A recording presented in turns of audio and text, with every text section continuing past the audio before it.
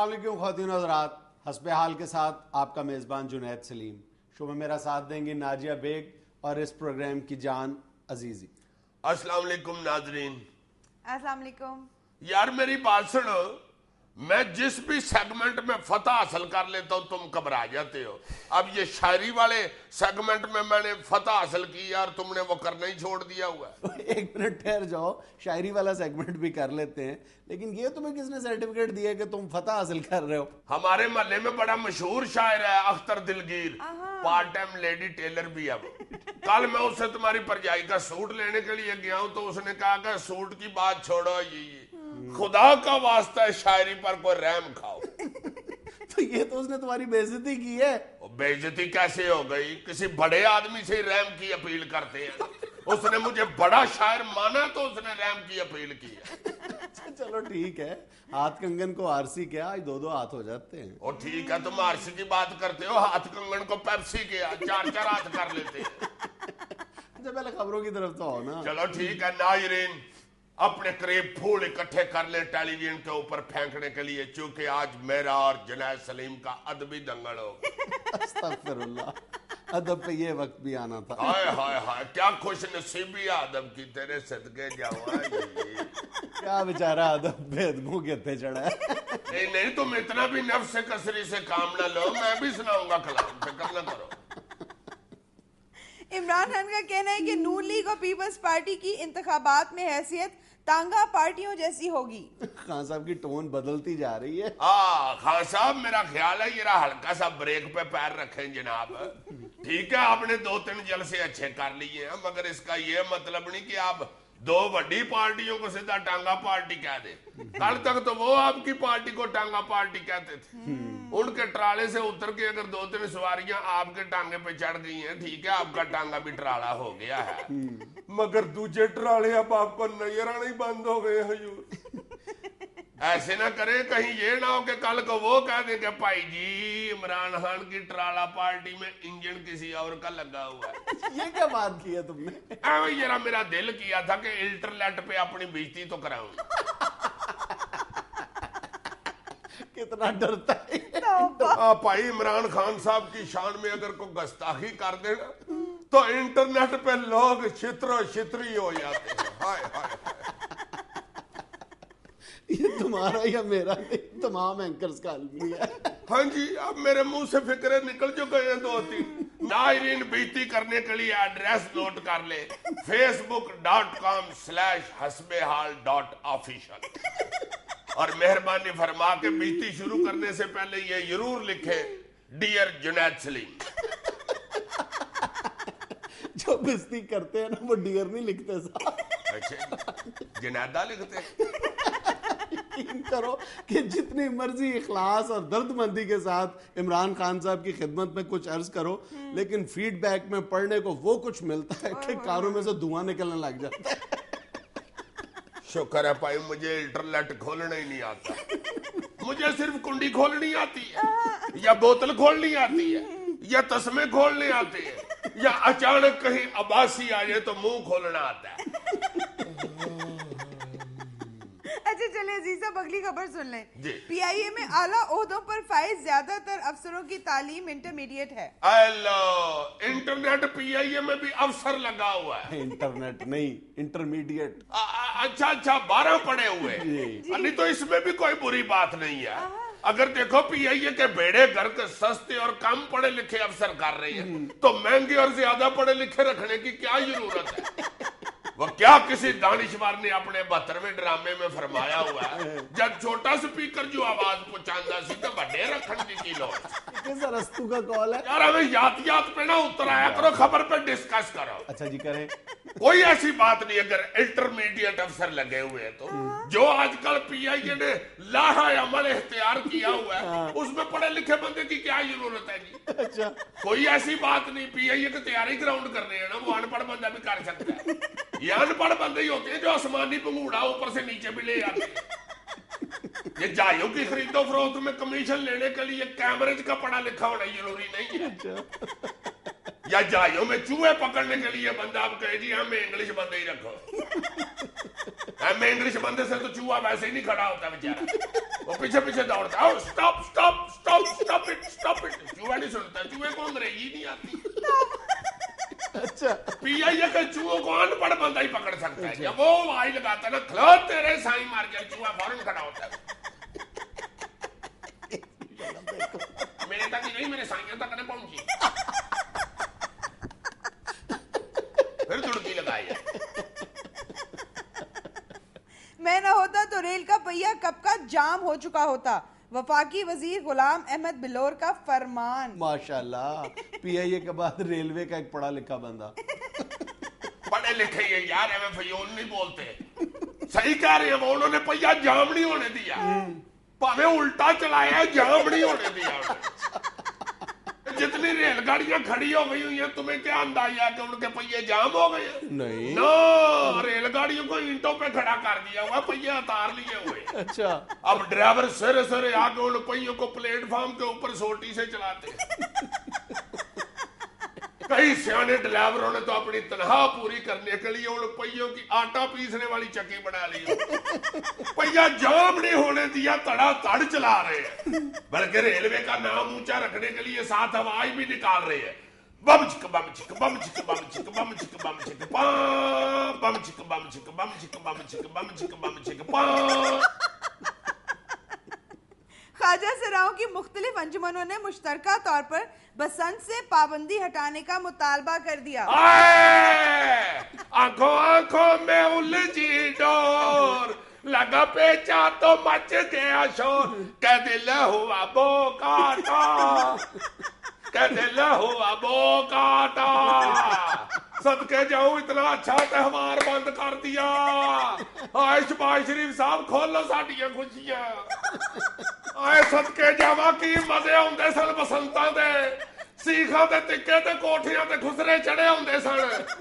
ادھر ڈیک لگے ہونے, ادھر ساڈے دا لگے ہونے, پنگاں پیتیاں ہونیاں, نشے چ پتہ ہی نہ لگنا 2:30 بجے کہ 5:45. اللہ جاندا کئی واری ناچدیاں ناچدیاں کوٹھے تو تھلے ڈگ پینا, لتاں ٹوٹ جانیاں, پتہ ہی نہ لگنا ٹوٹ گئیاں. اس طرح ہی جا کے سو جانا, تے سویرے اٹھن لے جدوں انگڑائی لینی تے پتہ لگنا لت نہیں چکی جان گئی. رولا پا دینا, ہائے نہیں آسیا, نہیں پروین, نہیں میری لت کتنے گئی. انہاں دسنا صدقے جاواں باجی نال ہی لگی ہے پر ٹوٹ گئی. محترمہ, آپ بسنت کے حق میں باتیں کر رہی ہیں, آپ جانتی ہیں کہ اتنے گلے کٹ جاتے ہیں اس سے. اتے صدقے جاواں احتیاط کرو نا, بسنت دے دناں وچ ساڈے انگر گلے وچ دوپٹہ رکھو. موٹر سائیکل پٹھے بہ کے چلان لگ پو, پچھوں چپیڑاں کھا کھا کے تون پکی ہو گئی ہوندی. دسو ساری دنیا تے کرکٹ دے میچاں وچ خسریاں لچن ڈیاں نے تے اسی ویلی کیوں. صدقے جاواں جب بسنت کھولو تو یہ سکا اشرف نوں کہو کرکٹ دی ٹیم نے سانوں بھی لے کے جایا کرے. اتے ہور کی چاچا کرکٹ جا سکتے تے چاچیاں نوں موت پئی. صدقے جاواں اسی بھی جا کے سٹیڈیم چ نچیے. ہائے فریدی دا چوکا وجے, فیلڈر پیچھے کوئی نہ بچے, آوندا سواد شور پان دا. لٹی ہے جمالو پا, لٹی ہے جمالو, لٹی ہے جمالو پا, لٹی ہے جمالو. ہائے صدقے جاواں. ناظرین کیا وقت ہوتا ہے ایک چھوٹی سی کمرشل بریک کا, ہمارے ساتھ رہیے گا.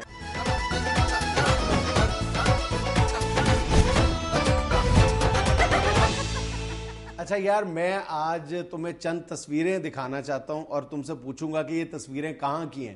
لیکن حسب بازی نہیں, حسب بازی نہیں ہے, سیگمنٹ ہے لمحہ فکریہ. چلو, ایک سیگمنٹ تھا تصویروں والا جس سے مجھے اچھی خاصی انکم ہونی شروع ہو گئی تھی, اس میں بھی اس نے لمحہ فکریہ ڈال لیا. اچھا, یہ تصویریں ذرا دیکھو اور بتاؤ کہ کس شہر کی ہیں. یہ اچھا جی دکھاؤ ذرا. ہائے ہائے ہائے ہائے, لوگ یخ بستہ سرد راتوں میں سوئے ہوئے ہیں. ہوئے ہوئے ہوئے, یہ چبرجی چوک کی لگتی ہیں, ادھر سوئے ہوتے ہیں لوگ ایسے. نہیں, یا پھر یہ قائد اعظم کے مزار کے ارد گرد لوگ سوئے ہوتے ہیں ایسے کراچی. نہیں,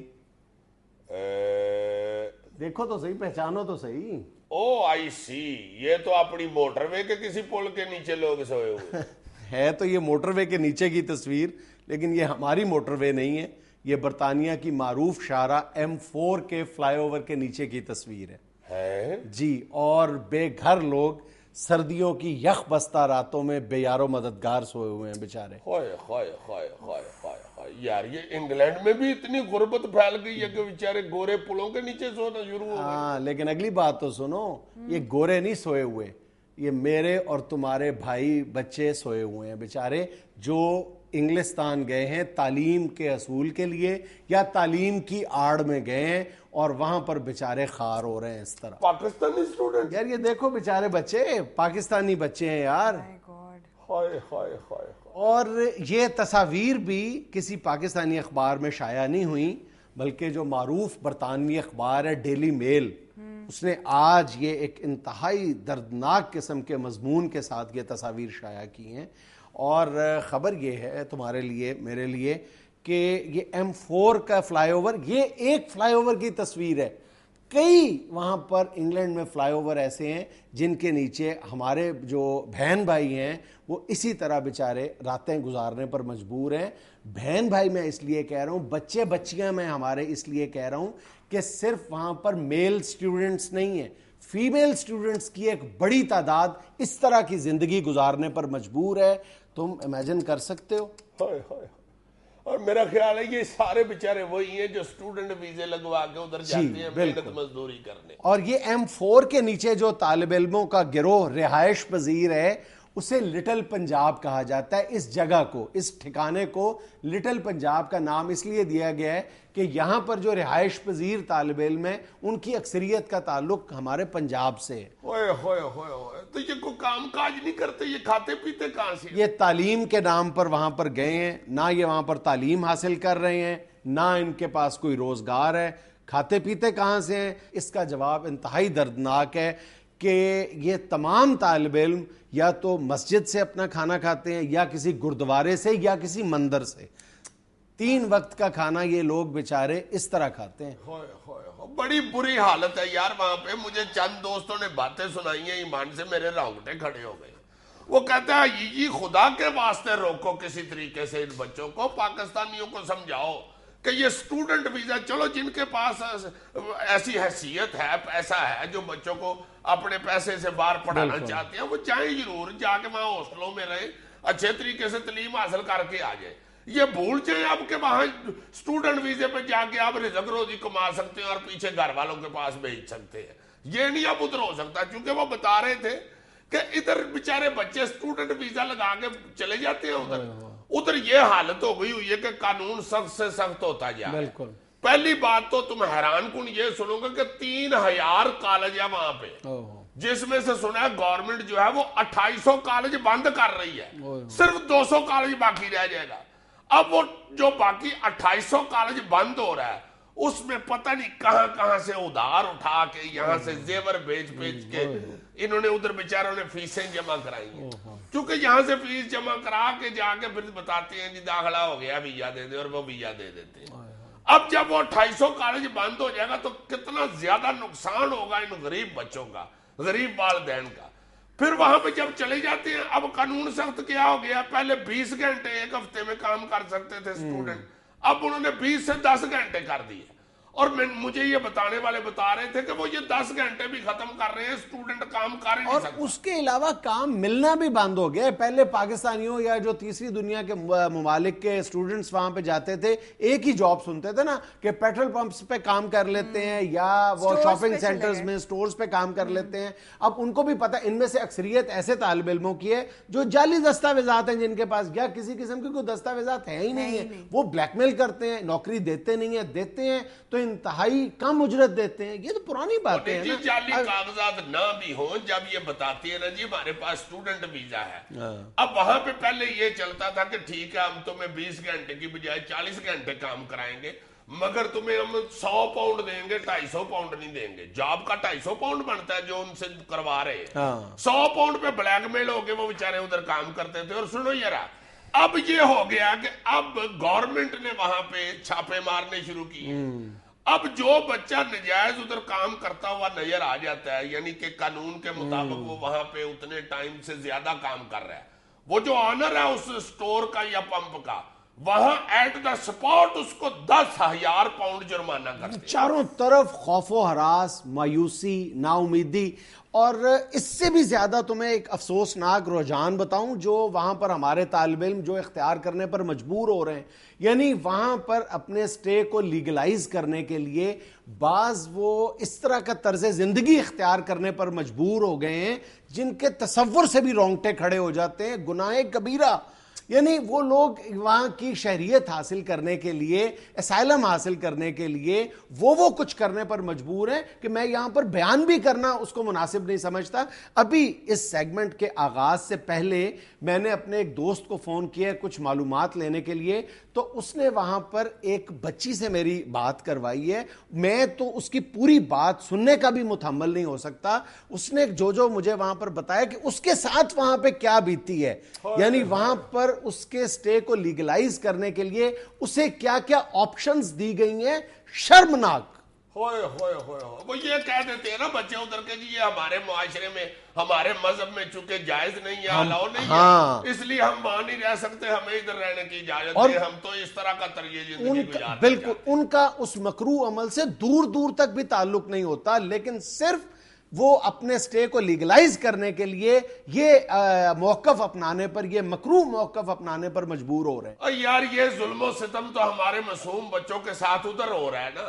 اس کا آغاز تو یہی سے ہوتا ہے نا، ہمارے گھر سے ہی. یہاں سے جب یہ جانا چاہ رہے ہوتے ہیں تو یہاں پہ جس طرح کے خوفناک جعلی اڈے کھلے ہوئے ہیں اور جو طریقہ اپنا کے وہ سٹوڈنٹس کو باہر بھیجتے ہیں. ہاں بالکل اس کی بھی تو بات کرو نا. نہیں، ہم انشاءاللہ اپنے آئندہ شوز میں اس سلگتے ہوئے مسئلے پر ضرور ڈسکشن جاری رکھیں گے. اور یہ جس طرف تم اشارہ کر رہے ہو، یہ جو ایجوکیشن کنسلٹنسی کے نام پر فراڈ ہو رہے ہیں، اس پر تو انشاءاللہ ہم کوشش کریں گے کہ کل کے شو میں ہی بات کریں. بڑی مہربانی جی. ناظرین، وقفے کے بعد آپ کی ملاقات کروائیں گے جناب رحمان ملک صاحب سے. ہمارے ساتھ رہیے گا.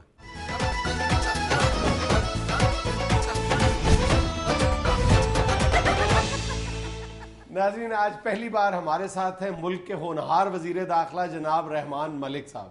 السلام علیکم ملک صاحب. وعلیکم السلام جنید صاحب. آئی تھینکفل ٹو یو کہ آپ نے مجھے یہاں بلایا. بڑی میری خواہش تھی کہ میں آپ کے پروگرام میں آؤں، چونکہ اکثر ادھر ادھر میڈیا کے اوپر بولنا تو ہوتا رہتا ہے، مگر آپ کے پروگرام میں بولنے کا بڑا میرا جی چاہتا تھا. مگر آپ کو پتہ ہے کہ ملک کی خدمت کرنا کوئی آسان کام نہیں ہے، بڑی بھاگ دوڑ کرنی پڑتی وہ تو ہم دیکھ رہے ہیں. تو ویسے بھی آپ کے ساتھ، آپ کے پروگرام کے ساتھ میری ایک بڑی دلچسپ نسبت ہے. مجھے اکثر میرے دوست کہتے ہیں کہ تم اور جنید سلیم دونوں ہیئر سٹائل بردر ہو.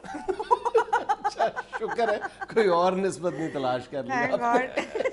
نہیں، بالکل ہی آپ کا ہیئر سٹائل میرے جیسا ہے. اور اکثر مجھے لوگ کہتے ہیں کہ یار دیکھو یہ بھی لگتا ہے رحمان ملک ہی بیٹھے ہوئے ہیں. اب ماشاءاللہ جس طرح کا آپ بولتے ہیں لوگ مجھے کہتے ہیں کہ یار باتیں بھی آپ دونوں ایک جیسی کرتے ہیں. ملک صاحب بس بالوں تک ہی بات رہنے دیں، بس کریں. جی. آپ کا حال چال کیسا ہے؟ جی الحمدللہ میں بالکل ٹھیک ٹھاک. لیکن ملک بالکل ٹھیک نہیں. جی آپ بالکل ٹھیک کہہ رہے ہیں. اور میں آپ کو یہ بھی بتاتا چلوں کہ پریزیڈنٹ زرداری کے کہنے پہ میں نے اس بات کا نوٹس لے لیا، اور میں آج میڈیا کے سامنے آپ سے وعدہ کرتا ہوں کہ everything will be all right very soon. Everything will be all right very soon. Very soon. کب وقت آئے گا جب حالات ٹھیک ہو جائیں گے؟ انہیں کالے نہ پو میرے بھائی، آہستہ آہستہ سب کچھ ٹھیک ہو جائے گا. آپ کو معلوم ہے جب ہم نے حکومت سنبھالی تھی تو اس وقت کتنے مسائل تھے. ہر چیز کا کھانا خراب ہوا تھا، کوئی چیز بھی ٹھیک نہیں تھی. کون سی چیز خراب تھی جو آپ نے ٹھیک کر دی؟ وہ جی ٹھیک کون سی چیز تھی، ہر چیز تو خراب تھی. کو 10-12 سال بعد جب میں لندن سے واپس گھر پہنچا تو ہاتھ والا نلکا تھا تو خراب ہوا. ہاتھ والا نلکا؟ جی ہاتھ والا نلکا میں ہاتھی ٹھیک کیتا ہے. سو ہر چیز آہستہ آہستہ ٹھیک ہو رہی ہے، آپ فکر نہ کریں. ملک صاحب ذرا باہر نکل کے دیکھیں، ہر چیز خراب ہے. وہ محترمہ باہر کیا خراب ہو گئی ہے؟ جی ٹی روڈ ایسے ایسے ہو گئی ہے، یہ لوکل ویگڑی ایسے ایسے چلنا شروع ہو گئی ہے. یہ لاہور سے فیصل آباد کے روٹ کی بس نارووال پہنچ جاتی ہے. یہ چھت والے پنکھے کو کرنے لگے ہیں. یہ واشنگ مشینوں نے کپڑوں کو چک مارنا شروع کر دیا ہے. میں انٹیریئر منسٹر ہوں، انٹیریئر ڈیکوریٹر نہیں ہوں جناب. وزیر داخلہ میں کیا لگ گیا ہوں. اب لوگ سمجھتے ہیں کہ ان کے بچوں کے سکول کا داخلہ بھی میں ہی کراؤں. یعنی آپ کو سب کچھ صحیح نظر آ رہا ہے؟ جی الحمدللہ بالکل ٹھیک نظر آ رہا ہے. 6x6. یہ چشمہ آپ کو لگا ہوا ہے، مجھے نہیں لگا ہوا. کاش کے چشمہ آپ کو لگا ہوتا. شاباش. یہ انٹرویو لو بھائی جی، تسی تے بادواں دین लग पे हो। मैंने तो सिर्फ इतना अर्ज किया कि मेरी नजर अल्लाह के फजल से बिल्कुल ठीक ठाक है, मैं तो आंखें बंद करके धमाके वाली जगह पे पहुंच जाता हूँ और वहां जाके रट्टा रटाया एक ही बयान दे देता हूँ। तो जाहिर है मेरे भाई, जिस तरह हर बम की एक ही आवाज होती है, उसी तरह मेरा भी एक ही बयान होता है। वो बम को कहो वो अपना फिक्रा बदल ले, मैं अपना बयान बदल लेता हूँ। मलिक साहब, आप हर 2 माह बाद ये दावा करते हैं कि हालात काबू में आ गए, फिर धमाके शुरू हो जाते हैं। मैं माफी चाहता हूँ, ये भी अपना रिकॉर्ड दुरुस्त कर ले। हर 2 माह बाद मैं ये बयान नहीं देता, हर 2 हफ्ते बाद ये बयान देता हूँ, क्योंकि हर 2 हफ्ते बाद हालात खराब हो जाते हैं। अच्छा मलिक साहब, बलूचिस्तान के मसले पे आप क्या कहते हैं? Don't worry, everything is under control. मैंने बलोच लीडरों के लिए आम माफी का ऐलान कर दिया, और ये माफी मैंने उनके कहने पे उनको दी है। अच्छा। क्योंकि मैं जब भी उनके साथ मुज़ाकरात के लिए गया हूं तो उन्होंने मुझे जाते ही कहा है कि जा यार माफ कर। तो मैंने उनका ये दरीना मुतालबा भी पूरा कर दिया है, माफ कर दिया उन्हें। अच्छा मलिक साहब, आप कह रहे हैं कि आपकी हरबयार से बलूचिस्तान इशू पे बात हुई है, वो कह रहे हैं कि इस इशू पे कोई बात ही नहीं हुई। देखिए हरबयार साहब मेरे मोहतरम भाई हैं, वो ठीक कह रहे होंगे, मगर गलत मैं भी नहीं कह रहा। हमारी सारी गुफ्तगू का एम्फेसिस ही बलूचिस्तान था। अच्छा जी जी, पहली बात ही जाते ही बलूचिस्तान इशू पे ही हुई है। मैंने जाते ही कहा कि हरबयार यार बड़ी देर के बाद जियारत कराई है। तो इसमें बलूचिस्तान इशू कहां से आ गया? ओ भाई मेरे, जियारत बलूचिस्तान का ही शहर है, को कनाडा का शहर तो नहीं है ना। उसके बाद चाय आ गई है, को बात करने का मौका नहीं मिला। मैं चाय आई है तो मैंने कहा है कि यार बड़ा खूबसूरत टी शर्ट है, ये कहां से खरीदा है? तो हरबयार साहब ने खुद कहा है कि कोयटे से खरीदा है। फिर बलूचिस्तान इशू। इसमें बलूचिस्तान इशू कहां से आ गया? यार कोयटा बलूचिस्तान भाई, ये कौन क्या कर रहे हैं यार आप बात वो करें जो सच है। क्या मतलब? कोयटा बलूचिस्तान का शहर है भाई जी, नेपाल का शहर नहीं है। उसके बाद घूम फिर के फिर बलूचिस्तान इशू। मैंने कहा यार इंग्लैंड में बड़ी ठंड है। हरबयार साहब ने कहा कि नहीं जी, ठंड तो बलूचिस्तान में होती है। फिर तो डायरेक्ट बलूचिस्तान की बात। सरकार, किसी पैकेज पर बात हुई थी उनसे? जी 100% मुझे याद है, बातों बातों में ये बात बिल्कुल हुई है। मैंने हरबयार साहब से कहा है कि एक मोबाइल पैकेज आया हार्ट टू हार्ट। मामले की संगीनी देखो और मलिक साहब के जवाब सुनो।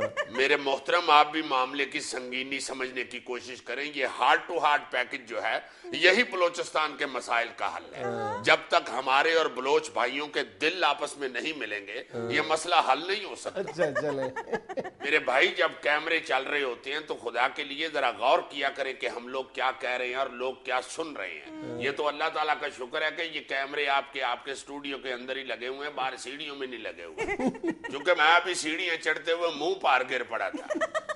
और शुक्र है कैमरा नहीं था, मगर एक मन चला चौकीदार वहां था, उसने मुझे पीछे से आवाज लगाई, आओ वजारत जा पड़ी। मैंने उसे कहा खुदा का वास्ता है यहाँ जा पड़ी है वजारत, अब इस सीन को कहीं यूट्यूब पे ना फेंक दे। अच्छा मलिक साहब, आप लोग यूट्यूब और जो नए मीन्स ऑफ कम्युनिकेशन है उनसे इतना एलर्जिक क्यों है? जुनैद साहब, I am telling you frankly, मैं तो इस यूट्यूब से इतना तंग आया हुआ हूँ, किसी शरीफ आदमी की इज्जत पे इसने पर्दा नहीं रहने दिया। क्यों? मेरा तो बस चले तो मैं तमाम कंप्यूटरों में से ये यूट्यूब निकाल के नहर पे किराए पे देनी शुरू कर। जितने बच्चे नहर पे नहाने जाते हैं, ये यूट्यूब में घुस घुस के नहर में छलांगे लगाए। इसको पता चले कि किस तरह किसी की इज्जत खराब करते हैं। अच्छा मलिक साहब, ये बताइए, बहुत सारे लोग ये जानना चाहते हैं कि वीना मलिक में और रहमान मलिक में क्या चीज कॉमन है? जी बड़ी अच्छी बात किया आपने, मेरा ख्याल है आपने मुझे छेड़ा भी है और सवाल भी किया है।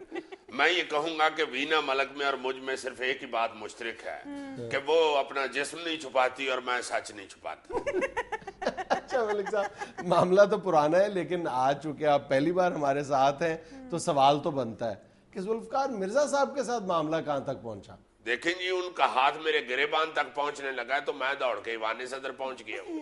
बिल्कुल उसी तरह जिस तरह निके भरा कोट पहन लगे तो घर दौड़ जाता है। वैसे जुल्फकार मिर्जा साहब मेरे लिए बड़े मोहतरम हैं, मेरे भाई हैं। एक तो ये बड़ा मसला है कि आप हर शख्स को अपना भाई बना लेते हैं। जुनैद साहब, आप खुद जरा मामले की संगीनी को देखें। अभी तो मैं उनको भाई कह रहा हूं तो वो इतनी सख्त बातें कर रहे हैं, और अगर मैं भी सख्त बातें शुरू कर दूं तो वो तो गंदियां गल्लां करेंगे। फिर वो तो उन्होंने हाथ बड़े पारे जी। हाँ मैं खुद देखे, खलो के ऊँटनी चो लेंगे।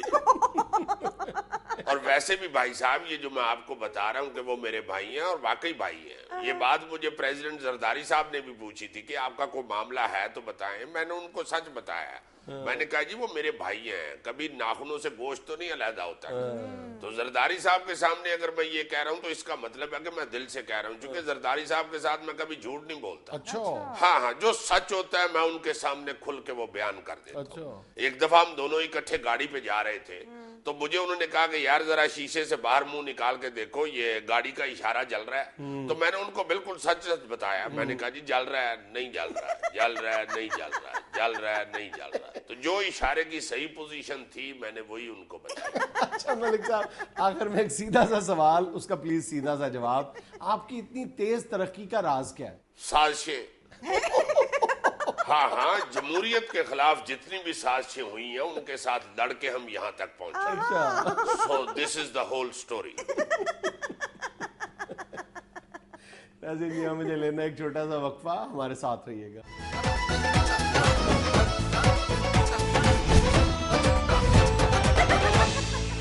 اگر آپ کی اجازت ہو تو میں سٹینڈنگ تمال ڈال لوں. پتہ کیوں اتنا بتاب ہو رہا ہے دھمال کے لیے؟ مرشد کا بیٹا جیت گیا. یار اس نے تو نہیں اجازت دی. ہائے ہائے ہائے, میں صدقے جاؤں مرشد کے. یار اتنے ووٹوں سے جیت گئے ہیں مرشد پاک کے بیٹے. کتنے ووٹوں سے جیت گئے؟ 82,000 سے زیادہ ووٹ ہے. 82,000 روپیہ میرے پاس آ جائے میں پاگل ہو جاؤں. اور اگر 82,000 ووٹ آ جائیں تمہارے پاس, روپیہ مہنگا ہوتا ہے یا ووٹ مہنگا ہوتا ہے؟ یہ جس حلقے سے آج تمہارے مرشد کے بیٹے جیتے ہیں, یہ کس نے سیٹ خالی کی تھی؟ کس نے؟ شاہ محمود قریشی صاحب نے لاسٹ الیکشن میں جاوید ہاشمی صاحب کو ہرایا تھا اس حلقے سے. اچھا جی. اور جاوید ہاشمی صاحب تیسرے نمبر پر تھے, یہ ذہن میں رکھنا. میرا خیال مجھے یاد نہیں ہے لیکن غالباً جاوید ہاشمی صاحب کو صرف 27-28 ہزار ووٹ ملے تھے. اور آج علی موسیٰ گیلانی کے مقابلے پہ عبدالغفار ڈوگر نے جاوید ہاشمی سے زیادہ ووٹ حاصل کیے ہیں. اچھا, مگر میرے مرشد پاک کے صاحبزادے سے تو بہت ہی کٹ ہے. ہاں, ان سے بہت کم ہے, لیکن جاوید ہاشمی صاحب بھی 50,000 ووٹوں سے زیادہ سے ہارے تھے. اور جو ملکہ حلقہ NA-149 جو جاوید ہاشمی صاحب نے ابھی خالی کیا ہے, یہ تحریک انصاف جوائن کرنے کے بعد جیت گئے تھے. اب جاوید ہاشمی صاحب کی جگہ نون لیگ وہاں پر جیتی ہے. اور جاوید ہاشمی صاحب کا یہ جو خاموش دعویٰ ہے کہ وہ اپنی شخصیت کی وجہ سے ملتان میں اپنے حلقے سے جیتتے تھے, اس کو خاصی ضرب پہنچی ہے. ظاہر ہے نون لیگ کا بندہ جیتا ہے تو پھر اب لوگ کہیں گے کہ بھائی جی جاوید ہاشمی بھی نون لیگ کی وجہ سے ہی جیتے. لیکن میں ویسے ان سارے الیکشنز کو خاص طور پر جو پنجاب کے حلقے ہیں, خواہ وہ دہی حلقے ہیں یا شہری حلقے ہیں, یا جتنا ایک ایک حلقے میں شہری جو علاقے وہ شامل ہیں, ایک معاملہ بہت زیادہ اہم ہے. میں ان ضمنی الیکشن کو جو آئندہ ہونے والے عام انتخابات ہیں ان کے ساتھ کوئی منسلک اس لیے نہیں کرتا کہ اس میں ایک بڑی سیاسی طاقت جو ابری ہے وہ بہرحال تحریک انصاف ہے. اور اس نے واقعی یعنی جو سیٹیں تحریک انصاف کے قائدین نے خود بھی خالی کی تھیں, وہ پورے مطلب وہاں کے جتنے ذرائع ہیں ہمارے, ان کا بھی یہ کہنا ہے کہ وہ بالکل خاموش رہے تھے. انہوں نے کوئی بھی یعنی ایکٹیو رول پلے نہیں کیا تھا اپنی خالی کردہ نشستوں پر. ورنہ ہوتا یہی ہے کہ یہ جو خاندان, یہ دیکھو نا جتنے بھی حلقے ہیں یہاں پہ یہی چچا بھتیجا ماموں تایا سب سے انہوں نے الیکشن لڑے ہیں نا. لیکن تحریک انصاف کے جن قائدین نے سیٹیں خالی کی تھیں انہوں نے اپنی لیسٹ انوالومنٹ رکھی ہے, بلکہ یہ کہنا چاہیے کہ نہ ہونے کے برابر انوالومنٹ شو کی ہے. لیکن آنے والے انتخابات میں جب تحریک انصاف سرگرمی کے ساتھ حصہ لے گی تو پھر الیکشن کے نتائج یقیناً یہ نہیں ہوں گے. نہیں واقعی یہ تو نہیں ہو سکتا کہ اگر جہانگیر ترین, جاوید ہاشمی اور شاہ محمود قریشی صاحبان خود کھڑے ہوں تو ان کو ووٹ ہی نہیں ملیں گے. یہ ہے ان کو تو ووٹ ملیں گے. ہاں بالکل. لیکن نون لیگ کے لیے ایک اور حلقے میں بڑے الارمنگ ریزلٹ آئے ہیں نون لیگ کے لیے, وہ ہے وہاڑی کا حلقہ, جہاں پر تہمینہ دولتانہ صاحبہ جو ان کی مرکزی قائد ہیں وہ پچھلے الیکشن میں اپنے بھتیجے سے ہاری تھیں اور دوسرے حلقے سے جیتی تھیں. تو عظیم دولتانہ ان کے بھتیجا جو ایک ٹریفک ایکسیڈنٹ میں جن کا انتقال ہو گیا تھا. لیکن آج کے انتخابات میں نون لیگ کا امیدوار تہمینہ دولتانہ کی بھتیجی سے ہارا ہے. یعنی وہ جو بھتیجا فوت ہو گیا اس کی بہن سے؟ جی, ان کی سگی بہن سے. اچھا, یہ اگر تم ان ضمنی الیکشنوں کے حوالے سے اگلے جو الیکشن ہے مین الیکشن جنہیں کہتے ہیں ان کا کوئی اگر تم نہیں تعین کرتے کہ کون جیتے گا کون ہارے گا تو جلسے جلوس تو کچھ ظاہر کر رہے ہیں نا. نہیں، میں تو ہمیشہ یہ کہتا ہوں کہ جلسے بھی کبھی بھی یعنی سیاسی مقبولیت کا معیار نہیں ہوتے. وہ آج کل کے جلسے تمہیں پتہ ہے کہ مطلب ٹی وی کا دور ہے، میڈیا کا دور ہے، اس میں آپ گھر بیٹھے جلسے کی قوت کا، جلسے میں شرکاء کی تعداد کا کسی طرح بھی صحیح طور پر اندازہ نہیں لگا سکتے. ارے تم بالکل ٹھیک کہہ رہے ہو. آپ دیکھو نا، ہم لوگ سارے میڈیا کے اوپر ڈسکس کرتے رہے ہیں کہ جی پیپلز پارٹی کے جلسے بالکل ہی ختم ہو گئے ہیں، بندے ہی نہیں آتے. تو اب مرشد پاک کا بیٹا 82,000 ووٹ کیسے لے گیا جی اگر جلسے نہیں اور ہوتے؟ دوسری بات یہ ہے کہ اگر یعنی جینونلی اگر کہیں پر کسی پارٹی کے یعنی جلسے بڑے بھی ہو رہے ہیں تو اس کا قطعی طور پر یہ مطلب نہیں ہے کہ اس شہر میں یا اس حلقے میں وہ سیاسی جو جماعت ہے وہ اتنی ہی مقبولیت رکھتی ہے. یہ اس بات کا تعین کون کرے گا کہ وہاں پر جو جلسے کے جو شرکاء ہیں وہ اسی حلقے سے تعلق رکھتے ہیں. There are so many things جو کبھی بھی نہیں ہو سکتی. کاؤنٹنگ ہی نہیں ہو سکتی. کون گن کے صحیح بتاتا ہے کہ اور نہیں ہے واقعی. جلسے کے شرکاء کوئی آئی ڈی کارڈ دکھا کر تو نہیں جلسہ گاہ میں جاتے نا. بہرحال میں تمہاری ساری گفتگو سے یہ نچوڑ نکال سکتا ہوں جو حاصل بحث جو بات ہے نا سیاسی حوالے سے، وہ میں جو سمجھ رہا ہوں وہ یہ ہے کہ مرشد پاک دا منڈا جیت گیا. میں نے کب کہا نہیں جیتا.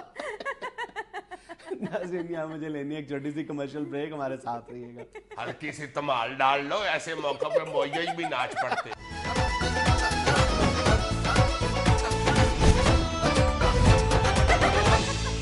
ہاں جی، ہو جائے شروع پھر ادبی دنگل. جی ہو جائے شروع جناب. میں نے کون سا ڈانڈے لگانے ہیں؟ لیکن ادبی دنگل کے کچھ آداب ہوتے ہیں. تو مجھے سارے معلوم ہے، تم فکر نہ کرو. میرے اپنے محلے کے اندر میرا خیال ہے کچھ نہیں تو کچھ 7 شاعر رہتے ہیں. اچھا، کون کون سے؟ ایک تو وہ میں نے تمہیں بتایا اختر دلگیر، وہ جو پارٹ ٹائم پھر وہ لیڈی ٹیلر کا کام کرتا ہے. اچھا. اور میرا خیال ہے کچھ 6-7 اس کے کاریگر ہیں جو اس کو شعر کاٹ کاٹ کے پکڑاتے ہیں. کوئی ردیف پکڑاتا ہے، کوئی قافیہ پکڑاتا ہے، کوئی پاس سے کاویہ پکڑاتا ہے، پھر وہ کاویے سے ٹوچ لگا کے شعر بناتا ہے اور پھر تمہاری خدمت میں پیش کر دیتا ہے. یار ایسا شعر ہے اس کا، یہ اسی کا شعر ہے. میں پان ہوں جانا تیرے منہ میں مر جاؤں گا، واہ جی واہ، واہ واہ. مگر مرتے مرتے تیرے ہونٹ سرخ کر جاؤں گا. ہائے ہائے ہائے ہائے. دیکھو اچھا، یہ ہمارا سیگمنٹ جو ہے بیت بازی کا نہیں ہے، ادب پارے کا ہے. ٹھیک ہے. اور میں ایک غزل سنانے کی جسارت کر رہا ہوں، لیکن مجھے اس غزل کے شاعر کا نام نہیں پتا. غالب امکان ہے کہ یہ محسن نقوی کی ہے کیونکہ انداز ان کا ہے. میں نے بہت عرصہ پہلے پڑھی تھی، مجھے آج تک یاد ہے اور مجھے بہت پسند بھی ہے. نہیں یار تم نے نکالی ہے تو اچھی ہوگی نا. ارشاد ارشاد. میں آئے نہ تھا وہ میرا خیال رکھتی تھی، میں آئے نہ تھا وہ میرا خیال رکھتی تھی، میں ٹوٹتا تھا تو چن کر سنبھال رکھتی تھی، ہر ایک مسئلے کا حل نکال رکھتی تھی، ذہین تھی مجھے حیرت میں ڈال رکھتی تھی. پلیز کوئی نہیں، نو انٹرفیرنس. چلو. میں جب بھی ترک تعلق کی بات کرتا تھا وہ روکتی تھی مجھے کل پہ ٹال رکھتی تھی. وہ میرے درد کو چنتی تھی اپنی پوروں سے، وہ میرے واسطے خود کو نڈھال رکھتی. ہائے ہائے ہائے. محترمہ نرس تھی. Please okay sorry. دعائیں اس کی وبالوں کو روک لیتی تھیں، وہ 4 سو میرے ہاتھوں کی ڈھال رکھتی تھی. وہ ڈوبنے نہیں دیتی تھی دکھ کے دریا میں، میرے وجود کی ناؤ سنبھال رکھتی تھی. کسی مچھیرے کی بچی ہوگی. اچھا نہیں میں بس ختم. نہیں سوری یار، نہیں میں سیریس کہہ رہا ہوں. I am very sorry. نہیں کوئی سوری ووری نہیں. بھائی جی اصل میں وہ خبروں پہ تبصرے کی عادت پڑی ہوئی ہے نا، اس لیے میرے منہ سے نکل گیا. سوری. میں نے تمہیں کتنی بار کہا ہے کہ جو تم نے شاعری کا بیڑا غرق کرنا ہوتا ہے اپنی دفعہ کر لیا کرو، اپنی غزل پڑھا کرو، میری شاعری میں نہ دخل دیا کرو. یار بدید ہی ہو گئے بالکل تم، اب اپنی میری کرنے لگ گئے یار. جی مزہ آ گیا. ایک ایسی دھن کے نہیں پھر کبھی سنی میں نے، وہ منفرد سا ہنسی میں کمال رکھتی تھی.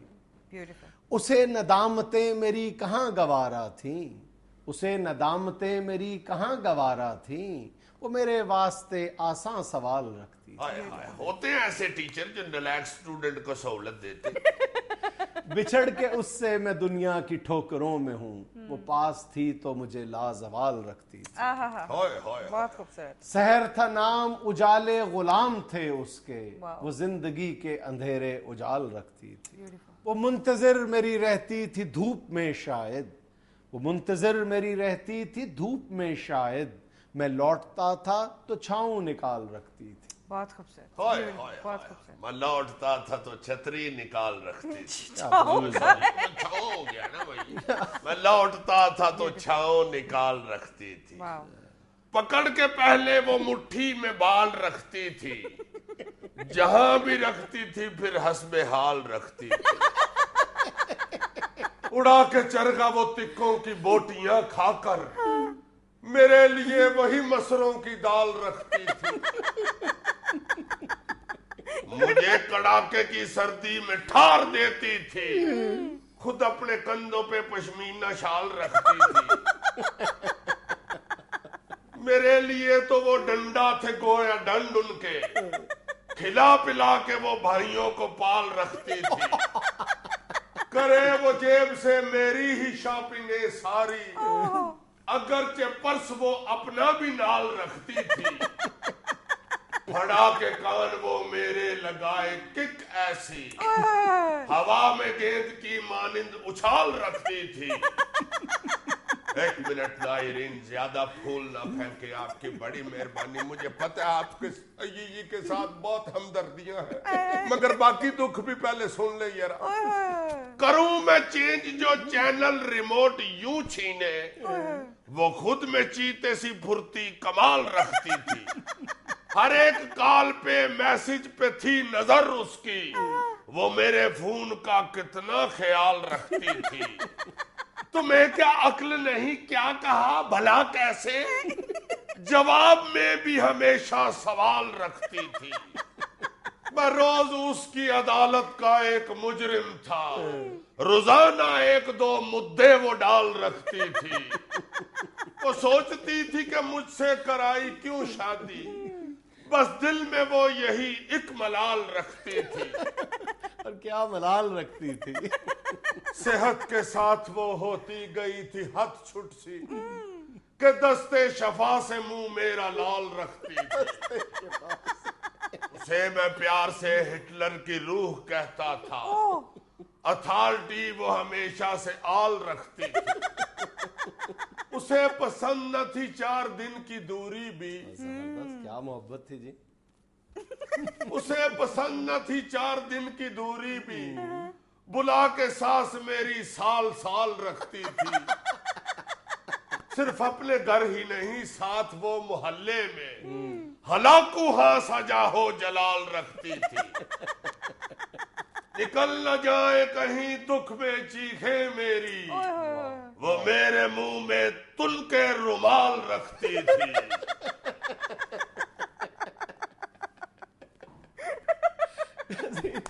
یہ تھا آج کا حسب حال. خوش رہے, خوش رکھے. آپ سے ملاقات ہوگی انشاءاللہ کل. اللہ حافظ.